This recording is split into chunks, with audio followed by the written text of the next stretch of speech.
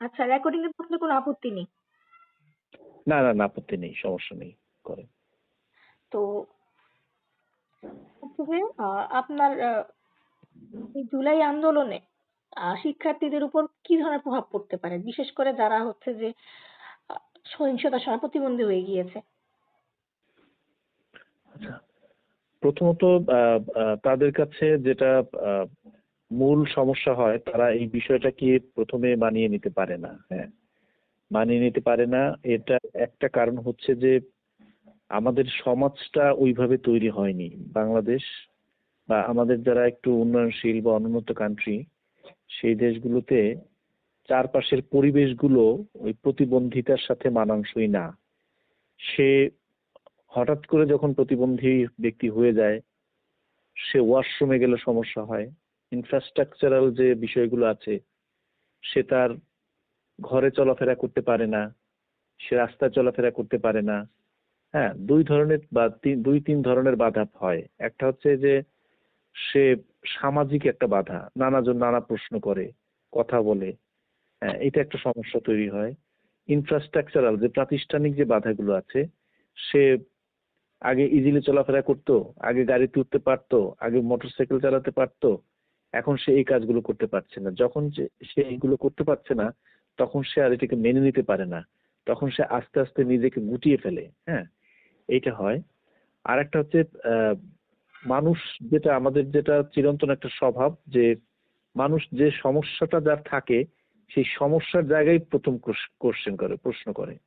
কেউ মানে মাথায়, আমরা বলি যে আমরা চারপাশ থেকে মানুষগুলো কি করতে পারি। হ্যাঁ, আমরা বেশিরভাগ ক্ষেত্রে ওই মানুষটাকে খোঁচাই। হ্যাঁ, কিভাবে হলো, কি করেছিলে, কোথায় হয়েছিলে, হচ্ছে কি, ওইটা বাদেও তার অনেক বিষয় নিয়ে কথা বলা যায়। সেটা না, দেখা যায় একই কোশ্চেনের অ্যান্সার তাকে অনেক মানুষের কাছে অনেক ভাবে দিতে হয়।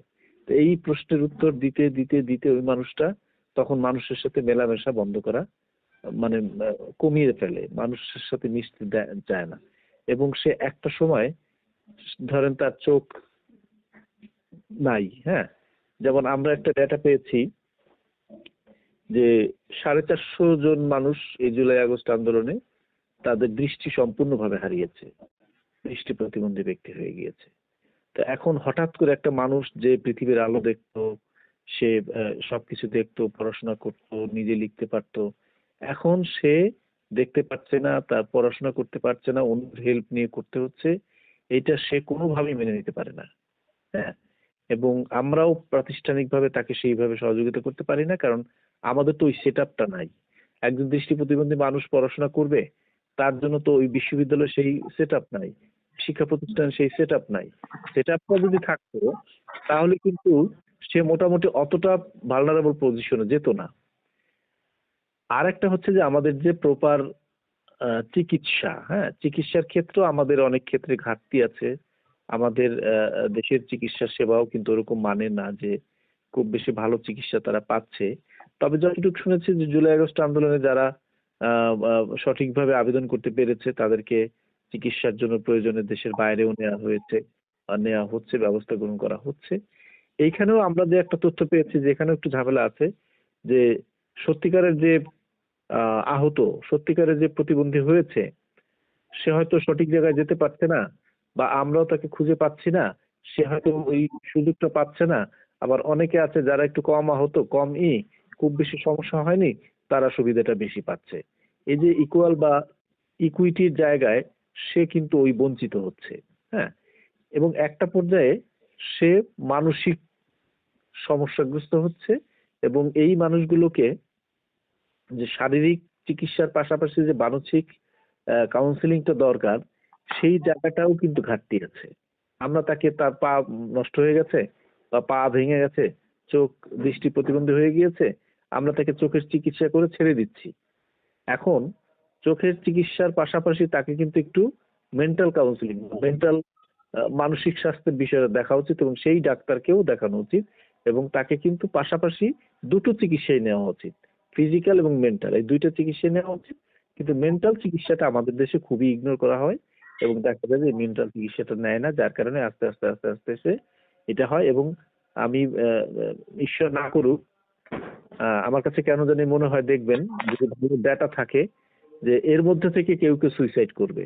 আর জি হ্যাঁ, রিসেন্টলি একটা ৪ জন হচ্ছে সুইসাইড ট্রাই করেছিল যারা রাইট, রাইট, ডিএনএ রাইট। এবং এটা এটা বাড়বে। এবং এখনো যদি ইনিশিয়েটিভ নেওয়া না হয়, এদেরকে যদি মেন্টাল চিকিৎসা না করা হয়, এদের পাশে যদি সঠিকভাবে না দেওয়া হয় এবং এদেরকে ওইভাবেই এদেরকে ট্রিট করা যে যেটা হয়েছে হয়েছে, এটা নিয়েই তোমাকে আগাতে হবে, এখান থেকেই তোমার শুরু। এইভাবে যদি তাদেরকে মেন্টালি ডাক্তারদের সাথে দেখা করে কাজ করা না হয়, তাহলে দেখা যাবে এই মানুষগুলো একটা ভালো পার্সেন্টেজ আপনি দেখবেন যে সুইসাইড করছে, যেটা জানবেও না। হ্যাঁ, কেউ জানবেও না, নীরবে নিভৃতে সে পৃথিবী ত্যাগ করবে। তো আমার আমার কাছে যেটা মনে হচ্ছে ইম্প্যাক্ট এটাই, আমাদের সমাজ থেকে যেটা আগানো যেতে পারে যে আমার পাড়া প্রতিবেশী এরকম যদি কেউ হয়, আমরা ওই খোঁচাখুচি না করে তাকে কিভাবে প্রপারলি তার পাশে দাঁড়ানো যায়, হ্যাঁ, এইটা আমরা করতে পারি এবং তাকে সাপোর্ট করতে পারি। সে এখন সে এখন খেলতে যেতে পারছে না, আগে খেলতে যেতে পারতো, আগে বন্ধুদের সাথে মিশতে পারতো, সহজেই সে চলে আসতো। আমি তাকে যে নিয়ে আসি, তার বাসায় যাই, তার বাড়ি যাই, বাড়ি যেয়ে আমি তাকে নিয়ে আসি যে বন্ধু আসো, বা তার বাসায় আমরা আড্ডা আড্ডা করি, তার বাসায়। কারণ সে তো এখন নর্মালি ৮-১০ জন মানুষের মতো সে আসতে পারছে না, আমরা এক্সপেক্ট করতেও পারি না যে সে ওইভাবে আসতে পারবে। আমরাই যাই, আমরাই তার পাশে দাঁড়াই, আমরাই তার সাথে কথা বলি। এবং এখন তাদের খুব বেশি বন্ধুত্বটা দরকার, খুব বেশি সহযোগিতাটা দরকার, মানসিক সাপোর্টটা দরকার এবং তার সাথে কথা বলা দরকার। হ্যাঁ, ওই বিষয় নিয়ে না, অন্য অনেক বিষয় নিয়ে তাকে স্বপ্নটা দেখানো দরকার। এইটা যদি করা যায় এবং এইটা তো গেল আপনার পারিপার্শ্বিক যে পরিস্থিতিটা। আরেকটা বিষয় তাদের মধ্যে কাজ করছে এখন, হ্যাঁ, সেটা হচ্ছে যে আমি আন্দোলন করলাম, আমার পা গেল, আমার চোখ গেল, আমার এই আন্দোলনের উপর ভিত্তি করে কিছু মানুষ কোটিপতি হয়ে যাচ্ছে। এই চিন্তাটা কিন্তু তাদের মধ্যে ঢুকছে। হ্যাঁ, যে যারা আন্দোলনে ছিল না, কিছু করেনি, এমন অনেকেই আছে যারা ক্ষমতায় আছে। এটা সবসময় হয়, রাজনীতি বলেন, সবসময় এই জায়গাটা হয়। এইটা তাদের মধ্যে একটা একটা আহ, বৈষম্য বা একটা বঞ্চনা, হ্যাঁ, যে আমার আমার উপরে ভিত্তি করে আমার উপর দাঁড়িয়ে কিছু মানুষ দাঁড়িয়ে যাচ্ছে, অথচ আমি কি করছি, আমি কি পাচ্ছি, আমি কতটুকু পাচ্ছি, আমি দেখতে পাচ্ছি না, আমি হাঁটতে পারছি না। তো এইটা তারপরে আরেকটা বিষয় ধরেন যে এই ছেলেটা মেয়েটা সে যদি ম্যারিজ লাইফ থাকে, অনেকে ডিভোর্স হয়ে যেতে পারে, অনেকের হয়তো বিয়ে হবে, তার বিয়ে হয়তো ভেঙে যেতে পারে, তারপরে আশেপাশের মানুষজনের সাথে তার সম্পর্কটা অন্যরকম হতে পারে, সেরকম সেভাবে নাও দেখতে পারে। পরিবার থেকে সেই হতে পারে যে, তোমাকে কে যেতে বলেছিল, পরিবার থেকেও তাকে এরকম করতে পারে। রাষ্ট্রকে এগিয়ে আসতে হবে। হ্যাঁ, রাষ্ট্রকে সঠিকভাবে এদের রিহ্যাবিলিটেশনের ব্যবস্থা করতে হবে, এদের প্রপার এদের ট্রিটমেন্ট দরকার, এদের কাউন্সেলিং দরকার, এদের চাকরি দরকার, যেটা দরকার সেটা করা উচিত। আর এদেরকে রিহ্যাবিলিটেশনের জন্য এখন আমি দেখলাম যে আমরা যারা এই ফিল্ডে কাজ করি, আমাদের সাথে কথা বলা উচিত। হ্যাঁ, আমাদের সাথে কথা বলা উচিত। আপনি যত বড় আমলা বলেন, যার ডিসেবিলিটি সেক্টরে নাই, আইডিয়া নাই, জ্ঞান নাই, সে তার কি রিহ্যাবিলিটেট করবে তাকে? সে তো তাকে প্রপারলি করতে পারবে না। টাকা থাকারই সবকিছু সম্ভব না। যাদের এই ব্যাপারে প্রপার নলেজ আছে তাদের সাথে কথা বলে যে এর জন্য কি করা যায় সেটা করা উচিত। আমাদের দেশে এখানে একটু ইগোর সমস্যা আছে। আমলারা মনে করেন যে আমাদের থেকে কে বেশি বোঝে, আমরা সচিব, আমরা হ্যান, আমরা ত্যান, আমাদের থেকে তো কেউ ভালো বেশি বোঝে না। হ্যাঁ, এই তো সেই ক্ষেত্রে আমার কাছে মনে হয় যারা সরাসরি যাদের এক্সপেরিয়েন্স আছে এই কাজগুলো করার, তাদের সাথে একটু যোগাযোগ করে তাদের সাথে বসে কনসাল্ট করে যে এদের জন্য কি করা যায়, এটা প্রয়োজনে ডিসকাশন করা যেতে পারে।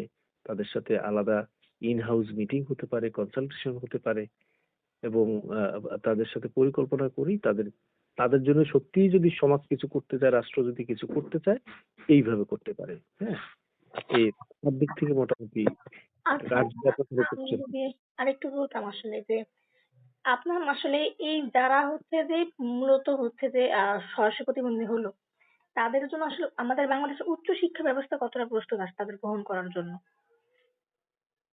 না, উচ্চশিক্ষা তো প্রতিবন্ধী ব্যক্তিদের জন্য কখনোই ফেভারেবল ছিল না, আস্তে আস্তে একটু হচ্ছে। হ্যাঁ, কিছু কিছু জায়গায় কিছুটা হচ্ছে।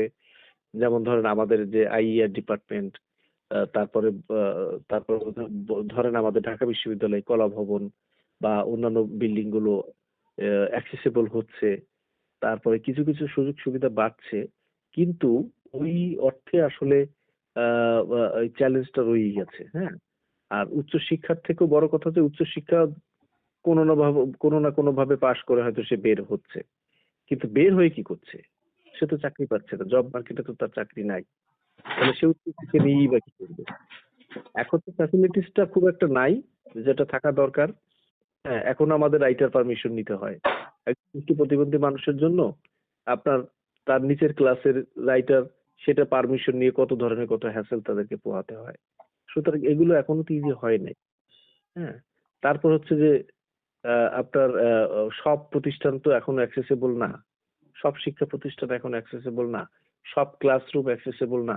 তারপরে সব এই যে সায়েন্সের যে বিষয়গুলো আছে সেগুলো তো যারা দৃষ্টি প্রতিবন্ধী ব্যক্তি আছে, যারা শারীরিক প্রতিবন্ধী ব্যক্তি আছে, হ্যাঁ, তারা তো ওই সায়েন্সের এই প্র্যাকটিক্যাল বিষয়গুলো তাদের সাথে তাদেরকে ভেবে তো করা হয় নাই।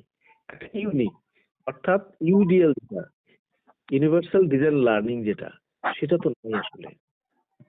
হ্যাঁ, যে সবাই পারবে, আমি এমন ভাবে আমার কারিকুলামটাকে সাজাবো যে এই কারিকুলাম সবার জন্য প্রযোজ্য হবে, সবাই এটা শিখতে পারবে।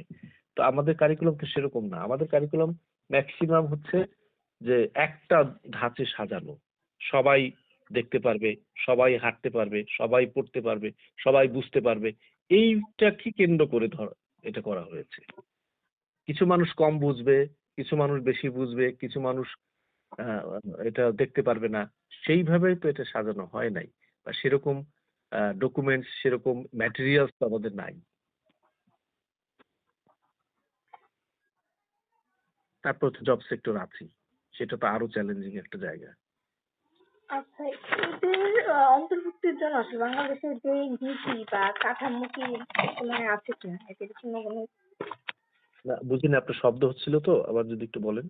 জি, এই যে যারা মানে হুট করে প্রতিবন্ধী হয়ে গেল, এদের অন্তর্ভুক্তির জন্য আর কি পুনঃ অন্তর্ভুক্তির জন্য কোনো নীতি বা কাঠামো কি বিদ্যমান আছে কিনা, বাংলাদেশে কোনো পলিসি বা কোনো ফ্রেমওয়ার্ক কি আছে? হ্যাঁ, না, এখন পর্যন্ত নাই। এই যে জুলাই শহীদ স্মৃতি ফাউন্ডেশন, যে হ্যাঁ, জুলাই শহীদ স্মৃতি ফাউন্ডেশন, জি। এরা কিছু কাজ করছে। তো এরা এখন পর্যন্ত কোনো পলিসি বা এদিকে যায় নাই। এরা যেটা করছে এখন পর্যন্ত, কে আছে কারা আছে তাদেরকে সহযোগিতা করা, এই সহযোগিতাটা এখন আছে, যেটা আপনাকে বলে এটা এটা কল্যাণ মডেল, যেটা হ্যাঁ চ্যারিটি মডেল। জি। এখন পর্যন্ত চ্যারিটি মডেলে আছে, এবং জুলাই স্মৃতি শহীদ ফাউন্ডেশনের এই এই ওয়েবসাইট আপনি গেলে দেখবেন, তারা খুঁজে খুঁজে বের করছে, বের করে কাকে কত টাকা দেওয়া হবে, কিভাবে দেওয়া হবে এটা। কিন্তু এদের জন্য কোনো পলিসি এই লেভেলের তারা হয়তো চিন্তা ভাবনা করছে, কিন্তু এখন পর্যন্ত এটা নিয়ে তাদের মাথায় এগুলো আসেনি। আর তাদের মাথায় আসার কথাও না। আমি যে কথাটা আগেই বললাম জি। যে আহ, ওরা নিজেরা নিজেরা করছে, ওরা এই যে যারা এক্সপার্ট তাদের সাথে বসছে না যে কি করতে পারি আমরা। হ্যাঁ, এইটা একটু সমস্যা হয়ে যাচ্ছে। জুলাই স্মৃতি ফাউন্ডেশন আপনি ঢুকে দেখেন ওখানে আমলা আর যারা ওই যে নেতা এখন তাদের নিয়ে এখন তৈরি। তা এখন এক্সপার্ট লাগবে, তো এক্সপার্টরা গেলে প্রথমেই কিন্তু বলবো চ্যারিটি মডেল না, তুমি টাকা দিয়ে কতদিন তাকে সহযোগিতা করতে পারবে, সে যেন কিছু করতে পারে সেটার ব্যবস্থা করো। এখন এই এক্সপার্টদের তো নেওয়া হচ্ছে না। আপনি একটু ওয়েবসাইটে যান, গেলে দেখবেন অনেক কিছু এখানে আছে, এবং বেশিরভাগই হচ্ছে আপনার চ্যারিটি মডেল। জি। এই বাদে বাংলাদেশ এই আগারগা যেটা চক্ষু হাসপাতাল, হ্যাঁ, এই চক্ষু হাসপাতাল থেকে, পঙ্গু হাসপাতাল থেকে কিছু ব্যবস্থা নেওয়া হচ্ছে, সেটা হচ্ছে মেডিকেল মডেল। আপনার চিকিৎসাটা দেয়া হচ্ছে, চিকিৎসাটার পরে যে রিহ্যাবিলিটেশনের ব্যাপার, সেটা কিন্তু তারা ওরকম করছে না। হ্যাঁ, পঙ্গু হাসপাতালে গেলে তারা তাদেরকে ভালো প্রপার ট্রিটমেন্টটাই দিচ্ছে। এবং আমি রিসেন্টলি এনজিও অ্যাফেয়ার্স ব্যুরোর একটা অনুষ্ঠান ছিল, সেইখানে একটা ওই অনুষ্ঠানে ডিজি মহোদয় বলেছিলেন যে হেলথের ডিজি, উনি আগে এনজিও অ্যাফেয়ার্স ব্যুরোতে ছিলেন। তো ভদ্রলোক বললেন যে জুলাই আগস্টে সব এনজিওর লোকজন আসছিল সেখানে, বলছিল আপনার জুলাই আগস্টে যারা আহত হয়েছে, প্রতিবন্ধী হয়েছে, তাদের জন্য আপনারা কি করতে পারেন। হ্যাঁ, প্রত্যেকের কাছ থেকে তারা একটা কমিটমেন্ট নিয়েছিল। কমিটমেন্টটা যে হয় কেউ চাকরি দিবেন, কেউ তাদের জন্য টাকা পয়সা দিবেন, কি করবেন? যে প্রত্যেকে অথবা তাকে মেন্টাল সাপোর্ট দিবেন, যে কোনো একটা করতে হবে। তো এইটা একটা উদ্যোগ নিয়েছিল, কিন্তু সেই উদ্যোগটা পরবর্তীতে ফলো আপ করা হয়েছে কিনা আমি জানি না, কারণ আমিও তো একটা কথা দিয়ে এই আসছি, প্রোগ্রামটা তো আসলে আমার কবে কিন্তু হয়েছিল ফলো আপ বা একটু করেনি। যদি বলতেন যে কিসের মাত্র যেটা বললেন প্রত্যেকটা এনজিও থেকে এটা হচ্ছে এনজিও অ্যাফেয়ার্স ব্যুরো। হ্যাঁ, এনজিও অ্যাফেয়ার্স ব্যুরো হচ্ছে এনজিওর যারা আহ, বাংলাদেশের সরকারের যে এনজিও গুলোকে যারা নিয়ন্ত্রণ করে, সব এনজিও কে যারা নিয়ন্ত্রণ করে, সেটা হচ্ছে এনজিও অ্যাফেয়ার্স ব্যুরো। জি প্রধানমন্ত্রীর কার্যালয়ের, মানে এখন প্রধান উপদেষ্টার কার্যালয়ের আন্ডারে এটা। তো এই এনজিও অ্যাফেয়ার্স ব্যুরোতে ওইখানকার যিনি ডিজি, হ্যাঁ, ওনার নেতৃত্বে একটা মিটিং ডাকা হয়েছিল সেখানে আগারগা। সেইখানে এনজিও, বাংলাদেশে যত এনজিও আছে, বিশেষ করে ঢাকাতে যত এনজিও আছে, সবাইকে ডাকা হয়েছে, ঢাকার বাইরে থেকেও এসেছিল। হুম। তো তখন বলেছিল যে জুলাই আগস্টে যারা আহত হলো, যারা প্রতিবন্ধী হয়েছে, তাদের জন্য আপনারা কি করতে পারেন, বেসরকারি প্রতিষ্ঠান হিসেবে এনজিওরা কি করতে পারে। তখন এক একটা এনজিও কথা দিয়েছিল, ধরেন ব্র্যাক, তারপরে হচ্ছে ধরেন সিপিডি, তারপরে এডিডি, হ্যান্ডিক্যাপ, যত এনজিও আছে তারা প্রত্যেকেই কিছু না কিছু কথা দিয়েছে যে আমরা, কেউ বলেছে চাকরি দিব, কেউ বলেছে আমরা স্বাস্থ্য সহায়তা দিব, কেউ বলেছে চোখের চিকিৎসা আমরা করে দিব। এরকম প্রত্যেকে প্রায় 100-র উপরে মানুষ ছিল সেখানে। হ্যাঁ, 120 না কতজন। তো তারা কিন্তু প্রত্যেকে কথা দিয়েছে, কিন্তু সেটার ফলো আপটা কি, সেটা কিন্তু ফলো আপ হয় নাই। উনি লিখেও রেখেছেন কে কি বলেছে, কে কি কথা দিয়েছে, সে ফলো আপটা হয়নি। তো ওই অনুষ্ঠানে আমি যে দেখলাম যে যে ইনিশিয়েটিভ গুলো হয়েছে, যেমন পঙ্গু হাসপাতাল, তারা পঙ্গু হাসপাতাল থেকে লোক আসছিল, তারা বলছে আমরা চিকিৎসাটা দিচ্ছি, কাউকে যদি বিদেশে নেওয়া দরকার হয় সে বিদেশে তাকে নিয়ে আমরা চিকিৎসাটা করাচ্ছি। তারপর চক্ষু হাসপাতাল থেকে আসছিলেন একজন, তিনি বললেন যে আমরা তাদের চোখের সেবাটা করছি। এবং এইটার ভিত্তিতেই কিন্তু আমি বলছি যে মেন্টাল হেলথের ব্যাপারে কিন্তু খুব একটা কোনো উদ্যোগ কেউ নেয় নাই। আমার চোখের ডিপার্টমেন্টের কাজ, আমি চোখের সেবা দিয়ে ছেড়ে দিচ্ছি। আমার পঙ্গু হাসপাতালে আমার পায়ের, হাত পায়ের কাজ, আমি এটা সেবা দিয়ে তাকে ছেড়ে দিচ্ছি। কিন্তু তার যে কি হবে, তার পরিবার কিভাবে ই করবে, যে পরবর্তী কোনো একটা জায়গায় রেফার করা, সেই জায়গাটা কিন্তু হয়নি। হ্যাঁ, এই আচ্ছা এখন যদি একটু আবার ইউনিভার্সিটির ব্যাপারে আসি যে আপনার যদি চ্যালেঞ্জ গুলো খুঁজে বের করা যায় যে আসলে বিশ্ববিদ্যালয়ের মূল চ্যালেঞ্জ গুলা কি কি এই ইনক্লুসিভ যতটুকু বিদ্যমান পলিসি গুলো আছে বা যাই আছে সেটাতে অ্যাপ্লাই করার ক্ষেত্রে ইউনিভার্সিটিতে আসলে কি কি চ্যালেঞ্জ গুলা ফেস আছে কোথায়, কোন জায়গায়?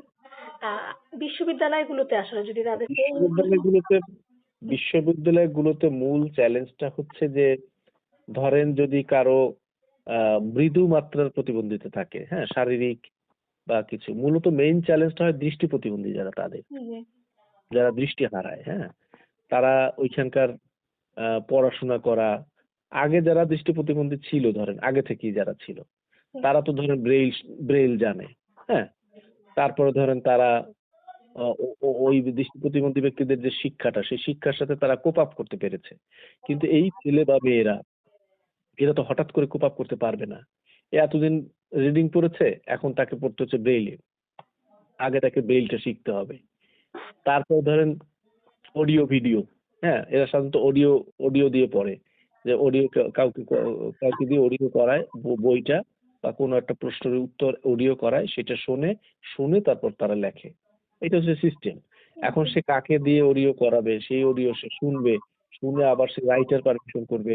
একটা পরীক্ষার খাতায় যখন সে পরীক্ষা দিবে, আপনি দৃষ্টি প্রতিবন্ধী ব্যক্তিদের পরীক্ষার নিয়ম হয়তো জানেন, যে ধরেন সে অনার্স থার্ড ইয়ারে পড়ে, তাকে অনার্স ফার্স্ট ইয়ার বা সেকেন্ড ইয়ারের একজন ছাত্র ঠিক করতে হবে আগে থেকে।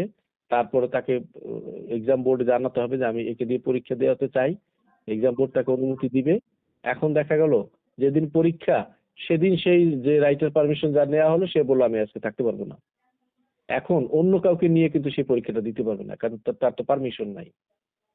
এটা কিন্তু একটা বড় চ্যালেঞ্জ দৃষ্টি প্রতিবন্ধীদের, পরীক্ষাটা তারা দিতে পারে না। তারপরে আরেকটা সমস্যা হচ্ছে যে এটা বর্তমানে যারা হয়েছে বা আগেও যারা হয়েছে তাদের এই চ্যালেঞ্জ, যে একজন থার্ড ইয়ারের লেখা ফার্স্ট ইয়ারের একটা ছেলে মেয়ে বুঝতে পারবে না। কিছু টার্মিনোলজি আছে, উনি যেভাবে বলেন সে সেভাবে কিন্তু লিখতে পারে না।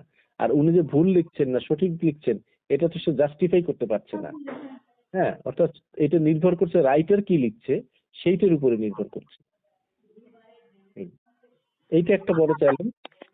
তারপরে অর্থাৎ এই পরীক্ষার সিস্টেমটা আমাদের কিন্তু এরকম না। কেন এটা খুব সহজে হতে পারতো, যেমন আমি সম্প্রতি নেপালে ঘুরে আসছি, সেখানে একটা দেখলাম, সফটওয়্যার দেখলাম যে আপনার পরীক্ষা দেওয়া লাগবে কেন, আপনি মুখে মুখে বলবেন, আপনি প্রশ্নটা শুনবেন, প্রশ্নটা অডিওতে শুনবেন, আপনি অডিওতে রেকর্ড করে প্রশ্নটা অ্যান্সার দিবেন। ধরেন লেখা আছে যে বাংলাদেশে আর্থসামাজিক অবস্থায়, এই যে আপনি যে কথাগুলো বললেন, আমি যে অ্যান্সার গুলো দিলাম, আপনি রেকর্ড করলেন, রেকর্ড করার পরে এই রেকর্ডটাই আবার টেক্সট হয়ে আসবে, স্পিচ টু টেক্সট। হ্যাঁ, তো জি স্পিচ টু টেক্সট যখন হয়ে গেল, সেটা কিন্তু পুরো একটা খাতায় চলে আসলো। এই খাতাটা যদি টিচাররা দেখে তাহলে তো হয়ে গেল। এই সিস্টেমটা কিন্তু করা যায়। আবার সেই টেক্সট টু স্পিচ, আমরা সেই টেক্সটটাকে স্পিচে নিয়ে আসলাম, তখন ওই দৃষ্টি প্রতিবন্ধী ব্যক্তি সে কিন্তু এটাকে শুনতে পারছে। আবার তার জন্য ল্যাপটপের ব্যবস্থা, তারা কিন্তু এখন ল্যাপটপে লিখতে পারে, সহজে তারা ল্যাপটপে লিখতে পারে, এই জর্জ সফটওয়্যার দিয়ে, বিভিন্ন সফটওয়্যার দিয়ে তারা এটা লিখতে পারে। সেইটা না করে আমরা করি কি, গতানুগতিক ধারার আমাদের যে পরীক্ষা, আমরা যে পরীক্ষা দেই সেই পরীক্ষা ওদেরকেও দেয়। কেন? তার জন্য বিকল্প করো। তার মানে ইউনিভার্সিটিতে অন্য একটা মূল সমস্যা হচ্ছে অ্যাসেসমেন্ট সিস্টেমটা আর কি। এক্সাম সিস্টেমটা সবচেয়ে বড় সমস্যা, শুধু ইউনিভার্সিটি না, সব জায়গায়। একজন, ধরেন একজন বাক ও শ্রবণ প্রতিবন্ধী ব্যক্তি, তার জন্য আমি সাইন ল্যাঙ্গুয়েজ ইন্টারপ্রেটার দিচ্ছি না, তার জন্য আমি পরীক্ষার ব্যবস্থা গ্রহণ করছি। তারপর যে একটু কম বুদ্ধি প্রতিবন্ধী ব্যক্তি যায়, তার জন্য আমি কেন ইকুয়াল ইকুয়াল পরীক্ষা পদ্ধতি তার জন্য কেন করব? তার জন্য একটু সহজ প্রশ্ন থাকবে। তা আপনার অন্যান্য নর্মাল যারা আছে তাদের জন্য যে কোশ্চেন প্যাটার্ন থাকবে, তার কোশ্চেন প্যাটার্নটা ভিন্ন থাকবে। তো এইটা তো আমরা করি কি, আমরা ইউডিএলটাকে ফলো করি না। ইউনিভার্সাল ডিজাইন লার্নিং যেটা, সেই ইউডিএলটা নাই আমাদের। আমার সব ব্যবস্থা থাকতে হবে বুফের মতো। হ্যাঁ, আমি যাব, আমি এটা খাবো না, আমি গরুর মাংস খাই না, আমি খাসির মাংস খাবো, আমি মাংস খাবো না, আমি সবজি খাবো। অর্থাৎ এটা হতে হবে, শিক্ষা পদ্ধতিটা হতে হবে বুফের মতো। আমি যাব, যে কোনো মানুষ যাবে, কিছু না কিছু শিখাতে পারবে। এইরকম যদি না হয়, এটা আমাদের নাই। আমি ঢাকা বিশ্ববিদ্যালয়ে যখন নাই, অন্যান্য জায়গায় তো প্রশ্নই ওঠে না। জি তারপরে যারা ধরেন গ্রাম অঞ্চলে যারা আহত হয়েছে, হ্যাঁ, তাদের, তারা কিন্তু আরো ভয়াবহ অবস্থায় আছে। সেই শহরে সেই ফ্যাসিলিটিস নাই। শহরে, ঢাকা শহরে যদি হয়ে থাকে, কিছু ফ্যাসিলিটিস সে পাবে, কিন্তু শহরের বাইরে, ঢাকা শহরের বাইরে যদি কেউ থাকে, তার কিন্তু ভালনারেবিলিটি আরো বেশি। তাকে নিয়ে মাথা ব্যথাও অত নাই। হ্যাঁ, যত মাথা ব্যথা ঢাকা শহরে যারা আছে তাদেরকে নিয়ে, ওই গ্রামে কে আহত হয়ে পড়ে থাকলো, তার দিকে কেউ খবরও রাখবে না। তো এই যে চ্যালেঞ্জ গুলো, আমাদের পরীক্ষা পদ্ধতি চ্যালেঞ্জ আছে, পড়ার চ্যালেঞ্জ। তাদেরকে প্রশ্নগুলো একজনকে পড়তে হবে, পড়ে সেই প্রশ্নের অ্যান্সার গুলো তাকে অডিও করে দিতে হবে, মানে তাকে রেকর্ড করে দিতে হবে। তারপর সে রেকর্ড শুনে শুনে এটাকে মুখস্থ করবে। তো এখন সে এই, কারণ আমাদের বইগুলো কিন্তু অডিওতে নাই জি জি আমাদের। হ্যাঁ, এখন এটা আর একটা চ্যালেঞ্জ যে তার বইগুলো তো অডিওতে নাই। প্রত্যেকটা বই যদি টিচাররা বলতো যে এই বই একটা রেফারেন্স গুলো, এই বইটা তোমরা অডিওতে পাবে, পিডিএফ পাবে, এই, বা টেক্সট পাবে, তিনটা ফরম্যাটে থাকবে বইটা। এখন ওই অডিওতে যদি থাকে, তাকে লিঙ্কটা দিয়ে দিলে বা তাকে অডিও ইয়েটা দিয়ে দিলে, সে কিন্তু সহজ এটা পড়তে পারে। তো আমাদের তো এগুলো না, এগুলো স্টুডেন্টদের করতে হয়। মানে আমাদের সবকিছু হচ্ছে স্টুডেন্টদের ঘাড়ে চাপিয়ে দেওয়া হয়।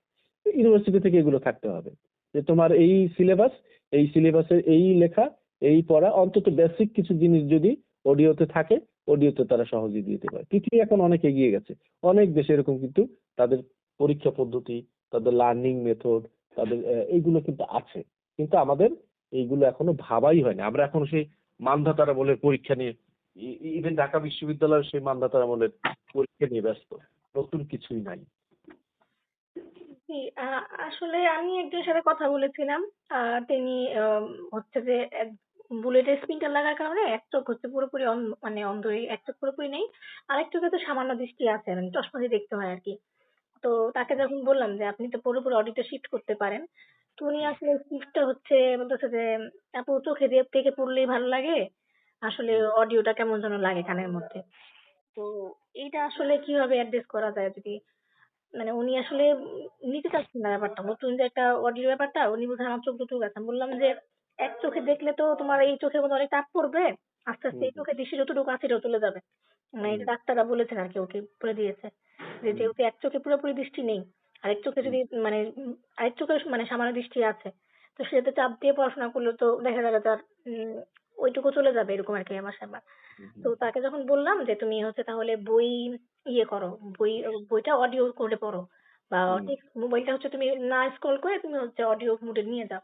হুম তখন হুম সে বলল যে আমি আসলে এটাতে ইউজড টু না, বা হচ্ছে যে এটা কেমন যেন লাগে আমার কাছে। হুম আমি গ্যাপ দিয়ে ধরি, গ্যাপ দিয়ে পড়ি, কিন্তু অডিও সিস্টেম ইউজড টু না। এই হুম ক্ষেত্রে আসলে কি করা যায়? মানে যেটা হচ্ছে বলছিলেন, যেটা বলেছিলাম যে হুম। ওরা হুট করে প্রতিবন্ধী হয়ে যাওয়ার কারণে আসলে মানিয়ে নিতে পারছে না। এই ক্ষেত্রে আসলে কোনো সাপোর্ট বা কিছু কি দেওয়া যেতে পারে কিনা তাদের ক্ষেত্রে?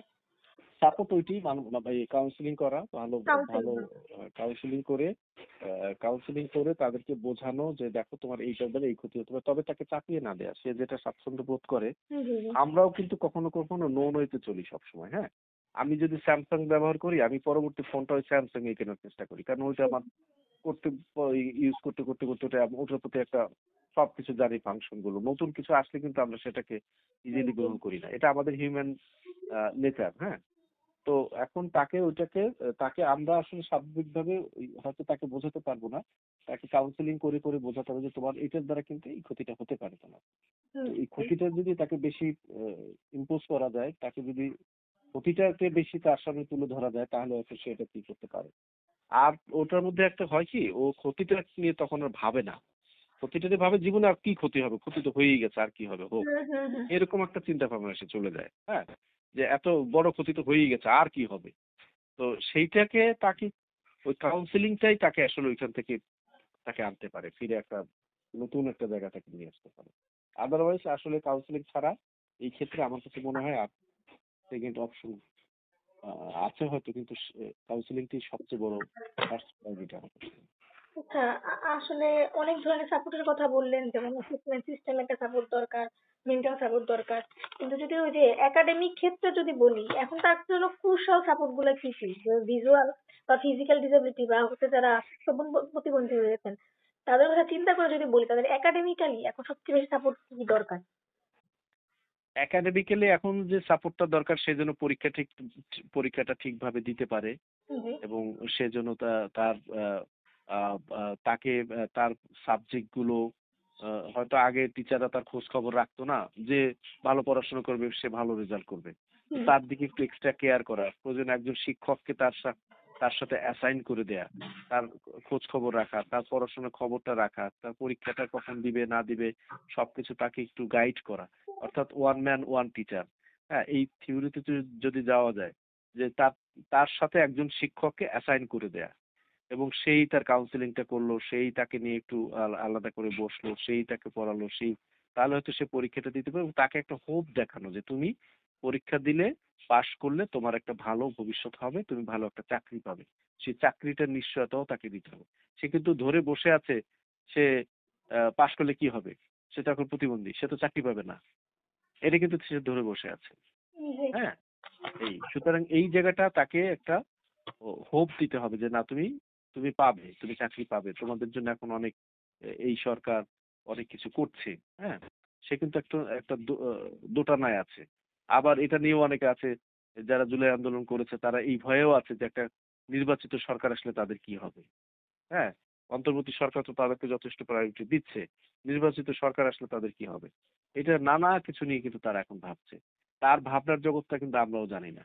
এটা নিয়ে একটা কাজ করা যেতে পারে, যে আমি চেষ্টা করেছিলাম কিছু তথ্য বের করার জন্য, যখন শুনলাম যে আপনার সাথে স্যার যখন ফোন দিল, হ্যাঁ, জি, জি, যে আপনার সাথে আমার কথা হবে, আমি রিসার্চ বের করার চেষ্টা করেছিলাম।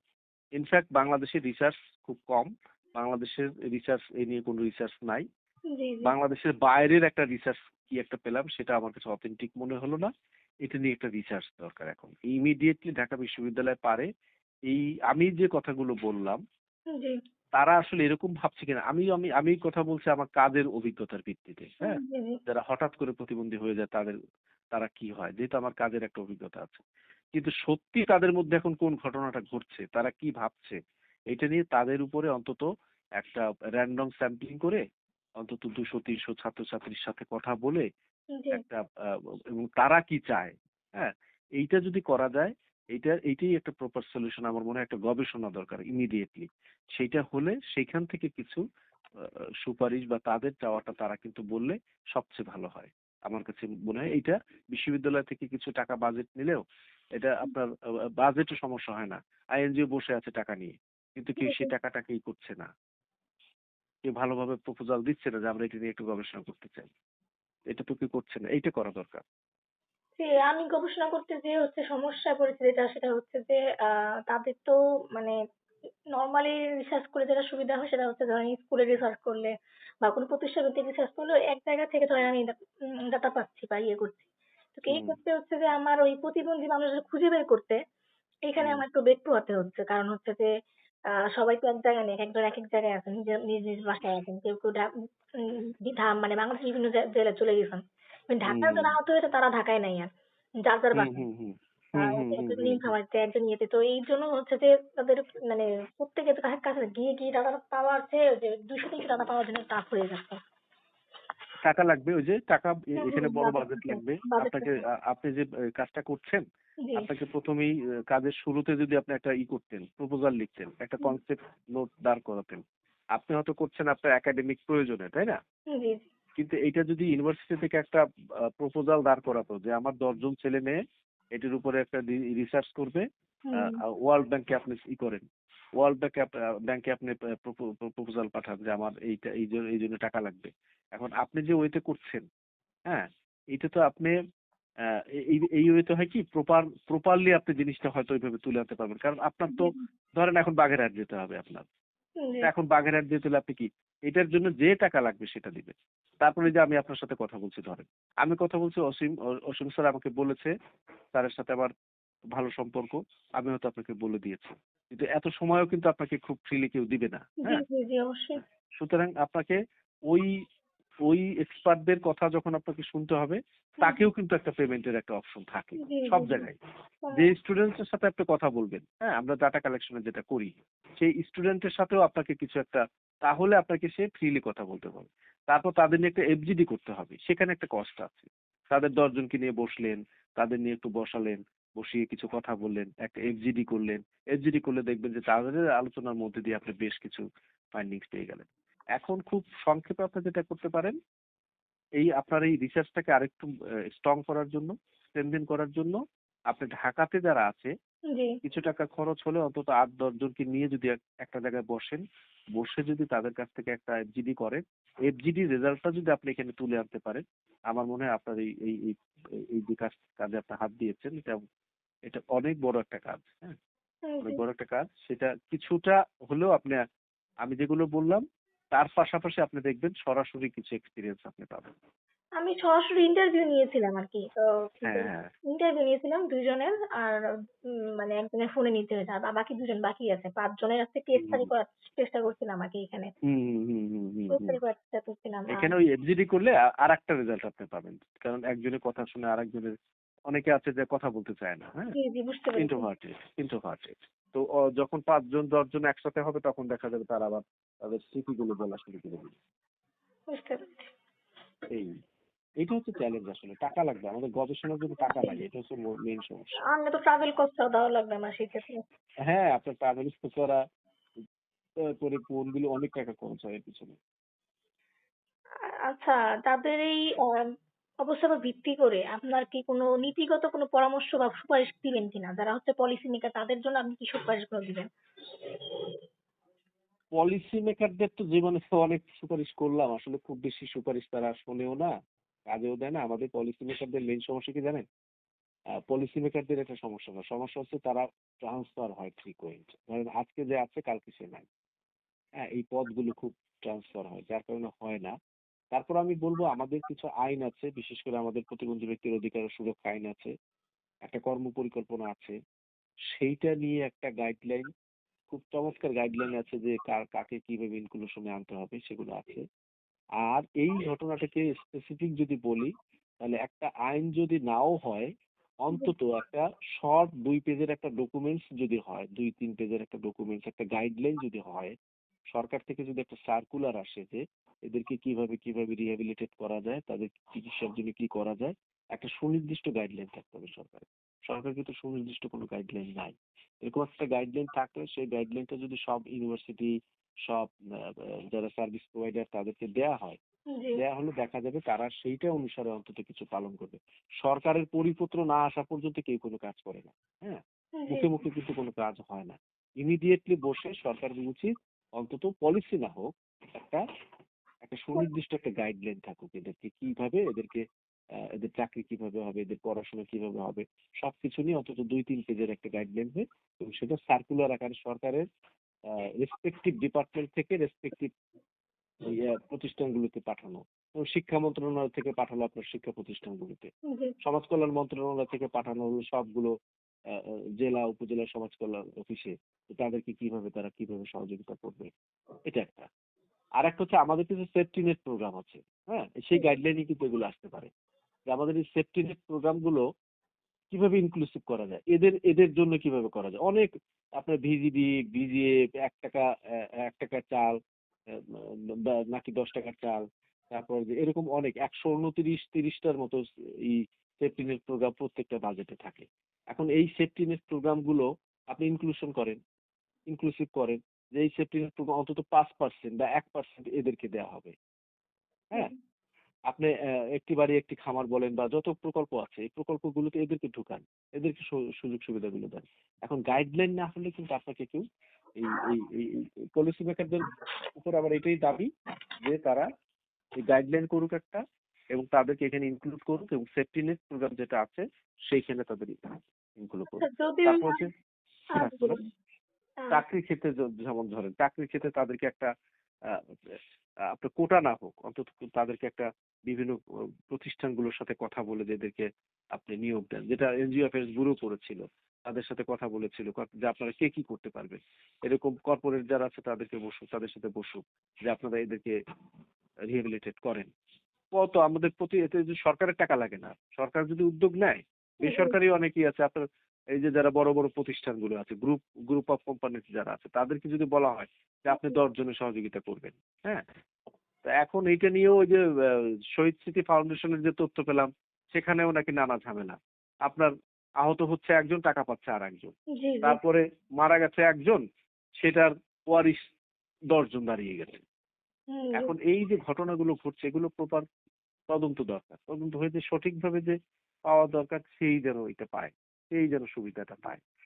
আচ্ছা, এখন যদি একটু বলি, যদিও এটা কোটা বিরোধী আন্দোলন থেকে এত কিছু হওয়া, কিন্তু আসলে তাদের এই বিশেষ অবস্থার উপরে কি আসলে কোটা থাকা উচিত নাকি না থাকা উচিত, যেহেতু তারা প্রতিবন্ধী হয়ে গিয়েছে। না, কোটাটা থাকা উচিত। হ্যাঁ, কোটা আন্দোলন করেছে ঠিক আছে, কোটা আন্দোলনটা আসলে ওরকম আন্দোলন ছিল না। আপনি দেখবেন যে কোটা আন্দোলনে ওদের যেটা দাবি ছিল সেটার মেইন দাবি ছিল মুক্তিযোদ্ধা কোটার উপরে জি মূলত। জি। হ্যাঁ, এটা তো আসলেই মুক্তিযোদ্ধা কোটা, মুক্তিযুদ্ধের যে সুবিধাটা ছিল সেটা তো আমরা বলছি ইনব্যালেন্স একটা সিচুয়েশন। হ্যাঁ, 20,000 টাকা ভাতা বাংলাদেশের মতো দেশে মুক্তিযোদ্ধার ভাতা 20,000 টাকা, এটা অযৌক্তিক একটা জিনিস ছিল। তারপরে তাদের ছেলে পেলে নাতি পুতি সব পাবে। আমার এখনো বলা যে এই যে এখন যে সম্প্রতি একটা দেখলাম, আমি স্ট্যাটাসে দিয়েছি সেটা নিয়ে যে জুলাই আগস্ট আন্দোলনে যারা আহত হয়েছে তার পরিবারের সদস্যরা ঢাকা বিশ্ববিদ্যালয়ে ভর্তির সুযোগ পাবে। এটা খুবই একটা খারাপ কাজ করেছে যদি হয়ে থাকে সত্যি। আমার কথা সে পাবে শুধুমাত্র, পরিবার কেন পাবে? সেটাই। ওই ছেলে বা মেয়েটা পাবে, ওটা যদি পায় ও পাবে, সুযোগ সুবিধা যদি পায় ও পাবে। আর যদি মারা যায় তাহলে তার পরিবার আর্থিক সহযোগিতা পাবে। এখন মারা গেলে তার পরিবারের কেউ একজন চাকরি পাবে, তার পরিবারের কেউ একজন ভাতা পাবে, এটা ফেয়ার না। এটা তাহলে ওই সেই আগের সেই শেখ হাসিনা আমলের ওই ঘটনায় ঘটলো। হ্যাঁ, কোটা থাকতে হবে, কারণ কোটা না হলে আজকে নারীরা আগাতো না, কোটা না হলে আদিবাসীরা আগাতো না, কোটা না হলে আপনার প্রতিবন্ধী মানুষরা চাকরি পেত না। সুতরাং কোটা লাগবে। কোটা কিছু কিছু ক্ষেত্রে আপনার এই কোটা আন্দোলন যারা করেছে তারাও কিন্তু বলে নাই যে সব কোটা বাদ, তারা কয়েকটা কোটার ক্ষেত্রে তারা বলছে ইমব্যালেন্স এবং কোটাটা থাকুক, তারা কিন্তু বলেছে কোটাটা থাকুক, কিন্তু যেটা এই পরিমাণে এত না। জি ঠিক আছে, জি। আর আপনার অনগ্রসর শ্রেণীকে যদি আপনার এগিয়ে আনতে হয়, সমানতালে আনতে হয়, তাহলে আপনাকে একটু সুবিধা দিতেই হবে। এটা সব জায়গায় আছে পৃথিবী।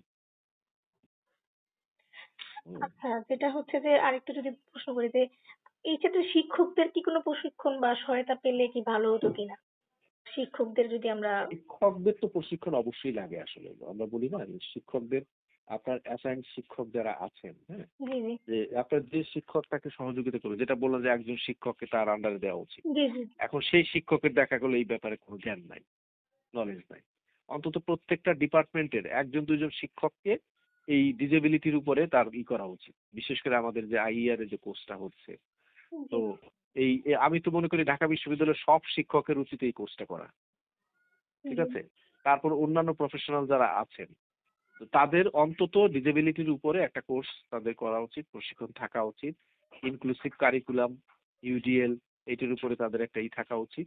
থাকলে হবে কি, তখন তারা ওই সার্ভিসটা দিতে পারবে যে আমি এই প্রতিবন্ধী মানুষ, আমাকে দায়িত্ব দেওয়া হলো প্রতিবন্ধী মানুষের দেখা করো, তুমি গাইড করো, আমি নিজেই জানি না কি করবো।